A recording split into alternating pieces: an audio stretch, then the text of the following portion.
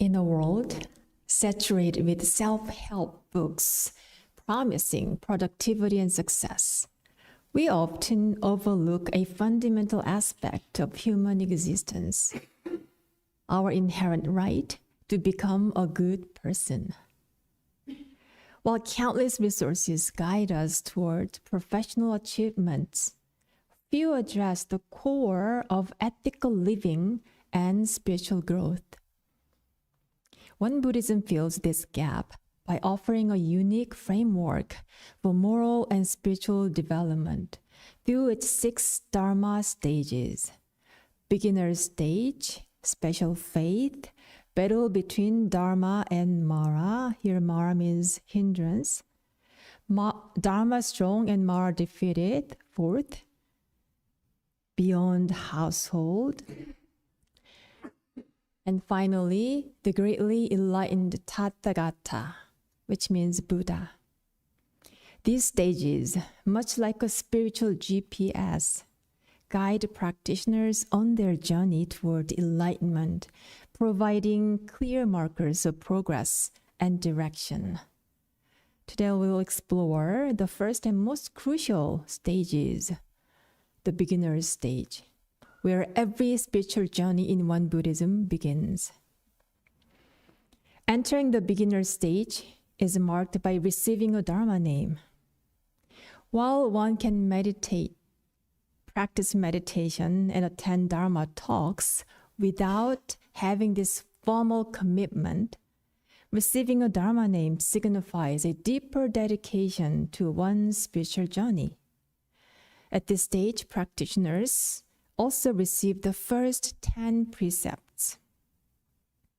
One Buddhism has 30 precepts in total, introduced gradually to practitioners as they progress through Dharma levels. At the beginner stage, 10 precepts are given. Do you know what those 10 are?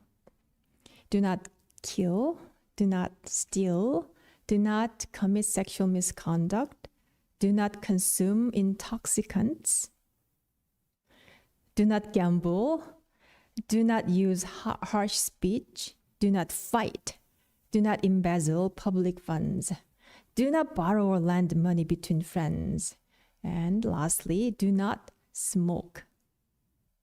These do not guidelines serve as moral safeguards, preventing wrongdoings and aligning with social norms and ethical standards.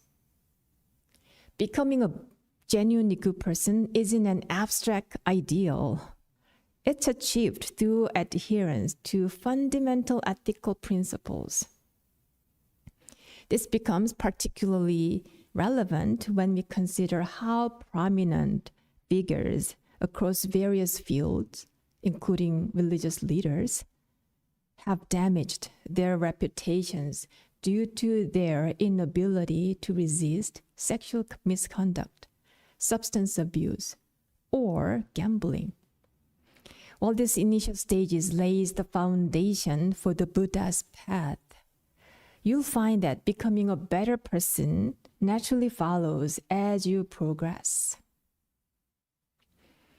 As we embark on the beginner stage of our Dharma journey, we begin to shape the vessel that'll carry us forward.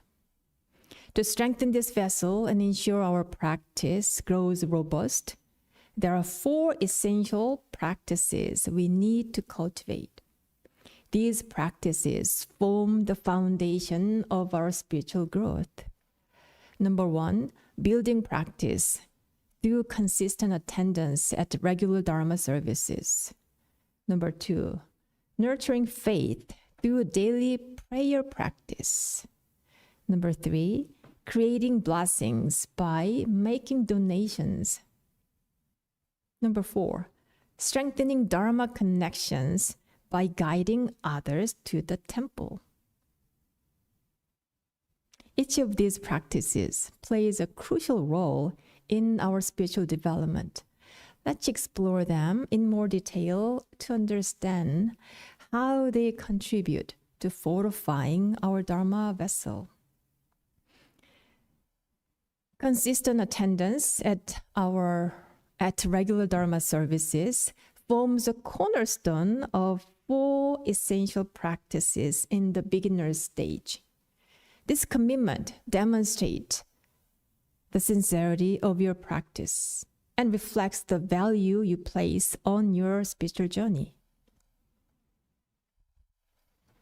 Time is a precious resource, equally given to all. How we choose to spend it reveals our priorities. While some may attend Dharma services when convenient, true dedication is shown by those who consciously set aside time for their spiritual development. This approach leads to a more profound engagement, from dedicated meditation to attentive absorption of Dharma talks and thoughtful application of teachings. Life's demands may occasionally interfere, but prioritizing regular attendance is crucial. These services nourish our minds and hearts, much like daily meals sustain our bodies. Without this spiritual nourishment, how can we hope to navigate life's challenges with wisdom? Just as we often realize the importance of physical health later in life, the value of spiritual practice may not be immediately apparent. However, its effects, though subtle, are profoundly impactful. The earlier we begin, the greater the benefits we reap over time. So I urge you to make Dharma practice an integral part of your life.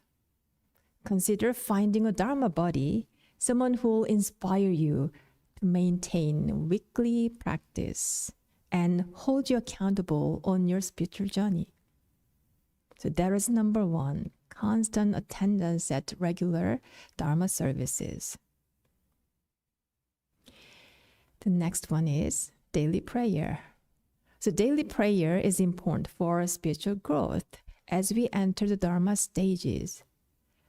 In fact, it's not limited to religious individuals. Anyone acknowledging a higher power can benefit from this practice. Prayer offers numerous advantages, particularly in expanding our mental and emotional scopes. Venerable Chuksanim, our head Dharma master and our teacher, who is right now visiting Chicago Temple, once taught me a valuable lesson about prayer. It happened during breakfast following my day trip to New Jersey. He asked about the well-being of the people there. At first, I thought he was joking. So simply I replied that I hoped that they are doing well. But it wasn't a joke. He genuinely advised me pray for the people in new places I visit, explaining that this practice helps expand one's mental horizons and cultivate love for all. His advice resonated deeply with me, opening my eyes to a new perspective. My prayers became more inclusive, embracing all the people and places I encountered. The results were remarkable: a more relaxed mind, an expansive heart, and even a sense of unity with the universe. So why does this shift in prayer lead to such positive changes? I pondered. The answer, I believe, lies in the nature of our desires and focus. When we fixated on self-centered wishes, our perspective narrows, causing inner tension. In contrast, when we open our hearts to the well-being of others, we experience softening that leads to relaxation. Prayer then becomes a powerful tool for shifting our focus from our personal concerns to the welfare of all. This shift opens up a sense of peace and relaxation, freeing our minds from the constraint of ego and the burden of stress and worry. In One Buddhism, we embrace this understanding wholeheartedly, so practitioners are encouraged to begin and end each day with prayer, a tradition upheld in One Buddhist temples worldwide. This constant practice helps maintain a broader and more compassionate perspective throughout our daily lives. Now let's turn our attention to the practice of making donations. The practice of making donations is a vital component in shaping our Dharma vessel. It serves as a direct method to cultivate blessings in our lives. In our spiritual journey, we strive for two major elements. Do you know what those two are? Wisdom and blessings. Wisdom and blessings. While you may develop wisdom through various practices, you might still find yourself lacking in blessings. This is because blessings don't simply emerge as a byproduct of your meditation practice or studying Dharma. To accumulate blessings, one must make a conscious, dedicated effort through the act of sharing. The essence of sharing can take many forms. Those with financial resources can share money. Those with talent can contribute their skills. Those with time can offer their service. However, in the context of spiritual practice, sharing often takes the form of financial contributions and donations. This practice has deep roots in One Buddhism, tracing back to a tradition which is called 보은미 or gratitude rice. In Korea, rice is a staple food. Practitioners would save a spoonful of rice each time they prepared a meal, later offering the collected rice to the temple. This simple act of gratitude and sharing persisted even in the early 1900s when resources were scarce in Korea. Despite the hardships of the time, So Tae-san, the founding teacher of One Buddhism, encouraged his disciples to practice sharing. His goal was to teach them that blessings originate from the practice of generosity. This principle is simple yet profound. Without first giving, we cannot receive. Our blessings accumulate in proportion to what we share. Today, this practice has evolved beyond rice to include various forms of donations. The key is to make these contributions with intention, regardless of your financial status. The amount doesn't matter as much as the act itself. What's crucial is to start now with whatever you can offer. Remember, building blessings in your life is a personal practice. As a spiritual guide, my role is to awaken to the truth. I awaken you to the truth, but I cannot generate blessings for you. And for your reference, we have updated our donation envelopes. So please check whether your name on one if you have been using them. If any of you need an envelope, please let us know. We'll be happy to prepare one for you. The final element in building our Dharma vessel is guiding others to the temple. Here, others could refer to your friends, spouse, your children, your parents, co-workers, anyone in your life. This practice stems from our natural inclination to share valuable experiences with loved ones. Just as we eagerly recommend a great restaurant or movie, we feel compelled to share the benefits of our Dharma practice once we truly understand the value. However, guiding people to the temple goes beyond mere recommendation. It's about fostering Dharma connections. These connections, distinct from blood ties, are actively built through intention and practice. And from an internal perspective, Dharma ties are fundamental to our spiritual journey and progress across lifetimes. The Buddha himself emphasized the importance of forming wholesome Dharma connections. So guiding others to the temple has two primary purposes. It provides an opportunity for those without Dharma ties to establish their first connection. And for those with existing ties, it deepens their relationship with the teachings.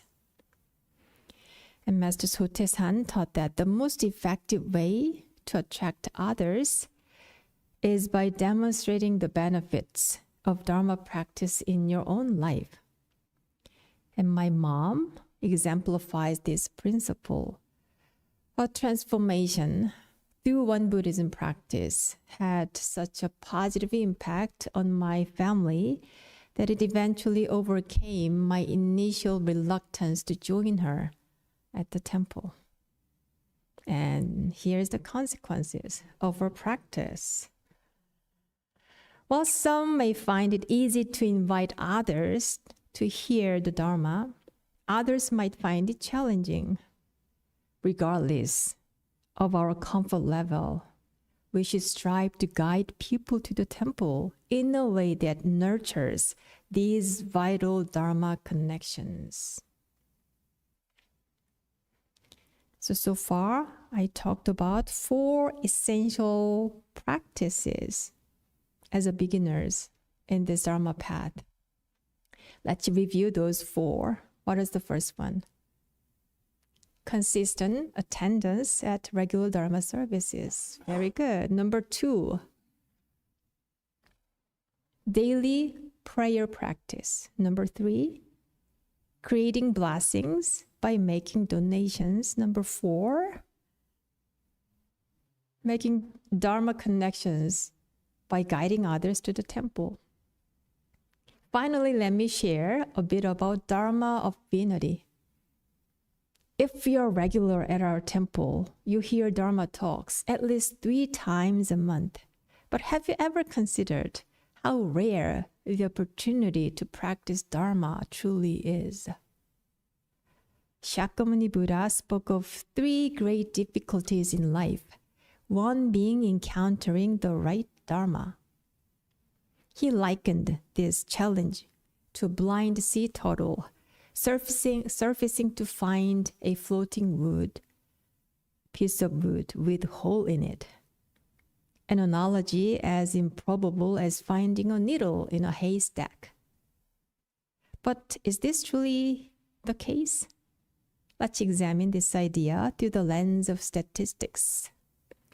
Since the opening of our One Dharma Center and this temple since 2011, so far, 86 lay members have received Dharma names. 86. Is it substantial or modest? Yes, substantial. Right. But let's put it in perspective. In upstate New York, with a population of 6.3 million, our 86 Dharma name holders represent just, I do this math for you, 0.001365% of the total, 0.00 something.